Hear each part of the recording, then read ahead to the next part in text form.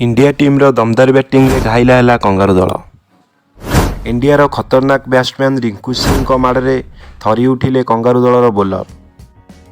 हाँ दर्शक बंधु, गुरुवार विशाखापट्टनम खेल जाइथिबा ऑस्ट्रेलिया विपक्ष टी20 मैच रे भारतीय नाटकीय विजय हासिल करिछि।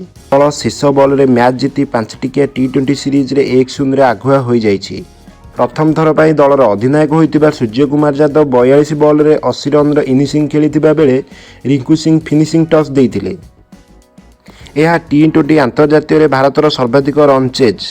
पूर्वर दल केबे हेले एहीपरि विशाल टार्गेट को पिछा करी विजय होई नथिला। रिंकू सिंह प्रथम बॉल रे चौका और द्वितीय बॉल रे 1 रन नेइथिले, किंतु परवर्ती तृतीय बॉल रे भारत 3टी विकेट हराइथिला। दल को 1 रन मिलिथिला।